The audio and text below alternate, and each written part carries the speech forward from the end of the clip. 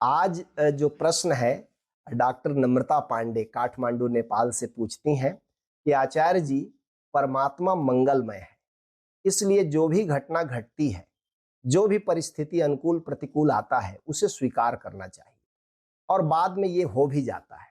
पर उसी वक्त प्रतिकूलता के प्रति बहुत दुख लगता है। क्या करने से हर क्षण स्वीकार भाव में रह सकते हैं? कृपया मार्गदर्शन कीजिए। सबसे पहली बात, आपने जो पहली लाइन कही प्रश्न में कि परमात्मा मंगलमय है, इसलिए जो भी घटना घटती है, जो भी प्रतिकूल अनुकूल परिस्थिति आती है, उसे स्वीकार करना चाहिए। यह स्वीकार दो प्रकार से हो सकता है। एक तो पहली बात यह जानना कि परमात्मा मंगलमय है। ये पहले तो बड़ा कठिन था, लेकिन हमारे समर्थ गुरुदेव के कृपा से हम लोगों ने जो ओशोधारा के प्रोग्राम किए, अनेक रास्तों से गुरुदेव ने समझाया कि परमात्मा कैसे मंगलमय है। आप देखेंगे ये विराट अस्तित्व कितने तरह से हमारा मंगल कर रहा है। एक तो सबसे बड़ी बात, इतनी विपरीत स्थिति में भी धरती पर जीवन मौजूद है। कितनी विपरीत स्थिति है, थोड़ा विचार करेंगे विज्ञान की दृष्टि से तो पता चलता है। एक निश्चित हवा का दबाव है, तभी हम जी सकते हैं। आप देखें अंतरिक्ष में जाते हैं यात्री तो कैसा सूट पहनते हैं, क्योंकि वहां हवा का कोई दबाव नहीं है, तो स्किन फट जाएगा, त्वचा फट जाएगी। इसलिए उतने ही प्रेशर की हवा बना के रखे ऐसा सूट पहनना पड़ता है, उनको पोशाक पहनना पड़ता है। जितना जल चाहिए धरती पर, जिनके बिना हम जी नहीं सकते, उस सब को प्रचुर मात्रा में परमात्मा ने दिया है।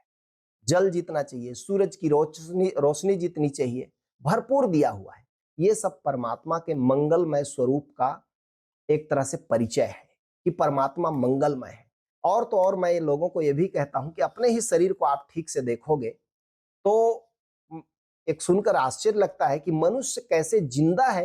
ये आश्चर्यजनक है कि ये सब हाड़ मांस का शरीर काम कर रहा है, बोल रहा है, सोच रहा है। हम खाना डाल देते हैं, अपने आप पचता है, रस अलग निकाल लिया जाता है, खून बन जाता है, वही हड्डी बन जाता है, मांस मज्जा बन जाता है। कौन कर रहा है? यदि सारा काम हमारे हाथ में दे दे तो हम क्षण भर न जी पाए। सारा काम उसने अपने हाथ में रखा है। सांस अपने आप चल रही है। एक क्षण के लिए सांस रुक जाए तो हम राम नाम सत्य है हो जाएंगे। कितने तरह से आपको 70-80 साल, 90 साल, 100 साल जीवित रखने के लिए कितना आयोजन है। ये उसका मंगलमय स्वरूप है कि वो अपने सृष्टि को प्यार करता है। वो अपने सृजन शक्ति से सारी जो सृष्टि है उसको ऊर्जा देता है, प्रेम करता है। लेकिन मनुष्य भी गजब का है, वो तब भी शिकायत करता है कि परमात्मा जो नहीं मिला उसी के लिए शिकायत करता है। गुरुदेव लिखते हैं एक जगह आनंद गीता में कि मांगो तो भीख नहीं मिलती और बिन मांगे सब मिल जाता है। बिना मांगे आप क्या मांगे हैं शरीर को? क्या इतना सुंदर वातावरण, धरती, नदियां, सागर, हिमालय, आकाश, तारे, सूरज, क्या हमने मांगा है? सब बिना मांगे मिला है। मांगो तो भीख नहीं मिलती, बिन मांगे सब मिल जाता है। यहां धन्यवाद में जीना सीखो, सब द्वार तुम्हारे आता है। धन्यवाद में जो व्यक्ति जीता है, धन्यवाद कौन करेगा? जो ये अनुभव करेगा कि परमात्मा मंगलमय है। कुछ मिला कहो प्रभु धन्यवाद, कुछ गया कहो प्रभु धन्यवाद, स्वीकारम शरणम गच्छामि भज ओसो शरणम गच्छामि। जो परमात्मा के मंगलमयता को जानता है, वो स्वीकार भाव जल्दी से उसके भीतर आ जाता है। और ऐसा है कि देखिए, हम जिसको विपरीत कहते हैं, प्रतिकूल कहते हैं, क्या वह सचमुच में प्रतिकूल होता है? अपने जीवन के अनुभव से देखें, आप पलट कर देखें, आपके जीवन में जो जो प्रतिकूल हुआ है, क्या सचमुच में वो प्रतिकूल ही था? कालांतर में आप पाएंगे वही आपके लिए अनुकूल हो गया, वही आपके विकास के लिए एक सोपान बन गया। वो विराट जो है ना, उसकी नजर बड़ी दूर तक जाती है। वो बड़ी दूर तक देखता है कि किसमें हमारा ग्रोथ होगा। मैं कई बार ओशो के उस उदाहरण को बार बार पढ़ता हूँ, मेरे को बहुत अच्छा लगता है कि जब माँ एक छोटे बच्चे को स्तनपान कराती है और एक स्तन से दूध खत्म हो जाता है, तो माँ बच्चे को अलग करती है स्तन से, तो बच्चा चीख मार के रोता है। उसे ये नहीं मालूम कि इस स्तन में दूध कम हो गया, अब माँ ज्यादा दूध वाला स्तन पकड़ाएगी। इस क्षण भर का जो गैप आता है उसके लिए बिलख जाता है। करीब करीब हम सब की हालत उसी बच्चे जैसी है। हमें कुछ प्रतिकूल आया थोड़ा सा तो हम बिलख जाते हैं।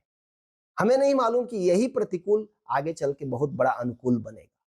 गुरुदेव ने लिखा है, वह है विराट देखा करती, आंखें उसकी है दूर तलक, वो विराट है, उसकी आंख का कोई और छोर नहीं है, वो कहां तक देख पाता है।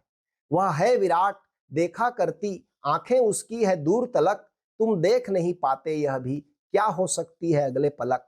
हम तो इतना भी नहीं देख सकते कि अगले पलक क्या होगा।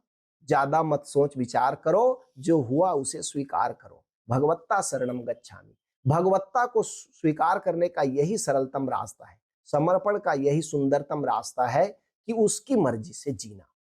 हाँ, जरूर आप कह रही हैं कि जीवन में कुछ अनुकूल प्रतिकूल घटनाओं का क्रम आता है। बिल्कुल आता है, और वो विकास के लिए संभवतः जरूरी है।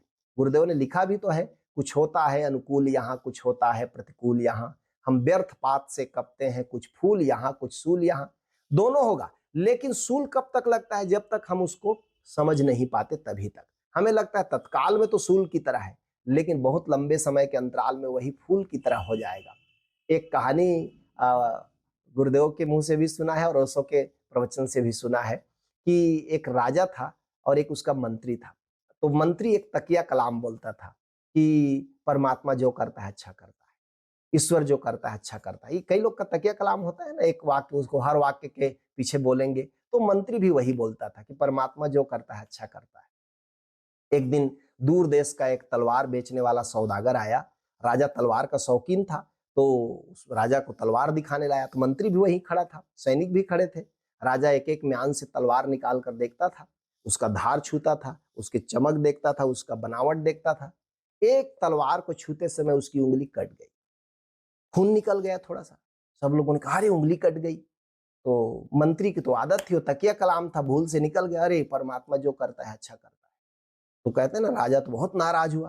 कहते हैं राजा के अघाड़ी और घोड़े की पिछाड़ी नहीं रहना चाहिए, कब नाराज हो जाए पता नहीं। और राजा बहुत नाराज हो गया। उसने कहा, नालायक कहीं के, अभी मेरी उंगली कटी है, तू कहता है परमात्मा जो करता है अच्छा करता है।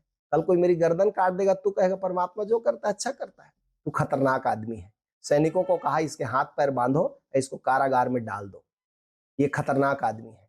जब सैनिकों ने हाथ पैर बांधा, ले जाने लगे, तब भी उसने कहा परमात्मा जो करता है अच्छा करता है। तो राजा को गुस्सा भी बहुत आया और हंसी भी आई मूर्खता पर कि जा तू जेल में जिंदगी भर सड़ना, यही तेरे लिए परमात्मा ने अच्छा किया। इतने तक तो बात कुछ नहीं थी। जो राजा था वो शिकार का शौकीन था, शिकार खेलने का शौकीन था। तो वो थोड़े ही दिन बाद, 2-3 दिन बाद शिकार खेलने अपने सैनिकों के साथ जंगल में निकला। एक जंगली सुअर का पीछा करते करते वो दूर घने जंगल में चला गया। सैनिक पीछे छूट गए। राजा का घोड़ा बड़ा तेज था। बीच जंगल में जो आदिवासियों का गांव था, वहां पहुंच गया और रास्ता भटक गया। आदिवासियों ने भाले के नोक पर उसको पकड़ लिया, हाथ पैर बांध दिया और बोले कि तुमको तो बलि चढ़ाएंगे। राजा तो पहले घुड़की चमकी किया, लेकिन आदिवासी सुनने वाले नहीं थे। और बिना सैनिक के राजा की क्या ताकत, अकेले आदमी की। पूरा कबीला घेर लिया था। तो उसका हाथ पैर बांध के एक वृक्ष से बांध दिया। राजा ने पहले धमकी दी, फिर रोया गिड़गिड़ाया कि मुझे छोड़ दो, मेरे घर वाले इंतजार कर रहे हैं। उन्होंने कहा, नहीं नहीं, बहुत दिन बाद तो कोई इधर आता है, हमारे देवता को बलि चढ़ाएंगे। राजा ने समझ लिया कि आज मृत्यु सुनिश्चित है, अब ये असभ्य गंवार आदिवासी मानने वाले नहीं है। सुबह हुई, पूरा कबीला इकट्ठा हो गया और सरदार ने कहा कि जाओ पुरोहित को बुलाओ, अब बलि की तैयारी करें। राजा तो सोचा कि मारे गए नर बलि होगा। अब इतने में क्या हुआ, वो पुरोहित आया और उसने कहा कि अभी बलि पशु को पहले नहलाएंगे धुलाएंगे, तब बलि चढ़ाएंगे। उसको नहलाने धुलाने लगा, तभी उसने देखा कि उसकी उंगली कटी है। तो उसने जोर से चिल्ला करके सरदार को कहा कि सरदार, अपने आदिवासी भाषा में कुछ कहा होगा, रोंगा चोंगा ऐसा कुछ। उसने कहा क्या हुआ? बोले बलि पशु है जो वो जूठा है, खून टपक गया है, कट गया है, देवता इसको नहीं लेगा, जूठा प्रसाद। तो सरल आदिवासी, उसने कहा कि नहीं लेगा, छोड़ दो, जाने दो। राजा को तो भरोसा नहीं आया कि आसन्न मौत, बिल्कुल सामने खड़ी मौत से मुक्ति मिल गई। जैसे ही हाथ पैर खोले, वो दौड़ के घोड़े पर चढ़ा और भागा। क्या पता नियत बदल जाए इनकी कि चलो बलि में नहीं चढ़ेगा, नाश्ता तो करेंगे, ले आओ। तो भागा और भागते भागते जल्दी से, बहुत जल्दी अपने राजधानी पहुंचा और सीधे कारागार में गया। रास्ते भर सोचता रहा कि सचमुच में मंत्री ने ठीक कहा था, भगवान जो करता है अच्छा करता है। उंगली कटी लेकिन जान बच गई, यदि उंगली न कटी होती तो आज सुनिश्चित मौत थी। मंत्री के पास जाकर बोला कि और तो सब ठीक है, इस एक सप्ताह में तुमने जो कहा उससे मैं थोड़ा सा राजी हूं, आधा राजी हूं कि मेरी जान तो बची। भगवान जो करता है अच्छा करता है। मेरी उंगली काट दी लेकिन मेरी जान बचा दी। लेकिन तुम एक सप्ताह से कारागार में पड़े हो और तुमको भी जब ले जा रहे थे सैनिक, तब तुम बोले कि भगवान जो करता है अच्छा करता है, तुम्हारे साथ भगवान ने क्या अच्छा किया? तो उसने कहा कि महाराज, मेरे साथ भी भगवान ने अच्छा किया। भाई 1 सप्ताह से कारागार में है। जब आप शिकार खेलने जाते थे तो आप अकेले थोड़ी जाते थे, हम भी जाते थे साथ में। और आपकी तो उंगली कटी थी, आपको छोड़ देते, और हमारी तो उंगली कटी नहीं थी, हमारा तो रोंगा चोंगा हो जाता। तो कारागार में है, जिंदा तो है, भगवान जो करता है अच्छा करता है। जब देखने की इतनी दूर दृष्टि होती है ना, तो व्यक्ति के जीवन में स्वीकार भाव आता है कि परमात्मा मंगलमय है और जो हो रहा है वो शुभ के लिए हो रहा है। और इसीलिए गुरुदेव ने लिखा कि जो नहीं हुआ उसकी खातिर यदि ज्यादा शोर मचाओगे, जो है वह भी खो जाएगा, तुम व्यर्थ खड़े पछताओगे। इसलिए नहीं जो मिला तुम्हें, उसके न लिए हो गिला तुम्हें, सद्भावम शरणम गच्छामि, भज सो शरणम गच्छामि। जो है उसको देखने से, जो जीवन में आपके ऊपर आ, आ, आपको गिफ्ट दिया गया है, उसको देखने से स्वीकार भाव आता है। क्या क्या आपके पास है? सुंदर शरीर है, सुंदर देश में। आज एक फीडबैक में एक बच्चे ने कहा कि मैं बहुत भाग्यशाली हूं कि मैं भारत देश में पैदा हुआ। कितना बड़ा सौभाग्य है। ये सब देखने से परमात्मा मंगलमय नजर आता है, और उस मंगलमयता में जो तत्काल प्रतिकूल घटता है, उस समय आप सजग हो जाते हैं कि अच्छा, अभी ये प्रतिकूल है लेकिन निश्चित ही कल अनुकूल होगा, क्योंकि परमात्मा मंगलमय है। स्वीकार भाव का अर्थ क्या होता है? स्वीकार भाव को गुरुदेव ने एक छंद में बहुत सुंदर लिखा है कि जो काम तुम्हारे सम्मुख है पूजा की गरिमा दो उसको। जो कर्म तुम्हारे सामने है ना, उसको पूजा पाठ की तरह करो। ये स्वीकार भाव का पहला लाइन है। जो काम तुम्हारे सम्मुख है पूजा की गरिमा दो उसको, जो व्यक्ति सामने है तेरे प्रभु की प्रतिमा समझो उसको। और जो भी व्यक्ति आपके आसपास है, सामने है, वो सब प्रभु की प्रतिमा है, क्योंकि सब में उसी चैतन्य का वास है। मत भूत भविष्य विचार करो, जो है उसको स्वीकार करो, जो है उसका सम्मान करो, स्वीकार करो। यही असली स्वीकार भाव है।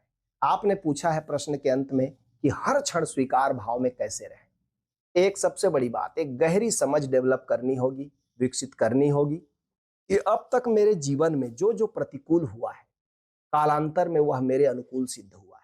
तो निश्चित ही आज जो प्रतिकूल आया है, ये भी कल मेरे लिए अनुकूल होगा।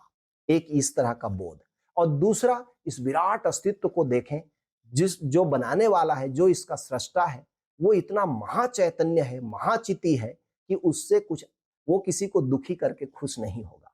वो जरूर उसी माँ की तरह है कि आपको और बड़ा कुछ देना चाहता है, इसलिए छोटा छुड़वाता है।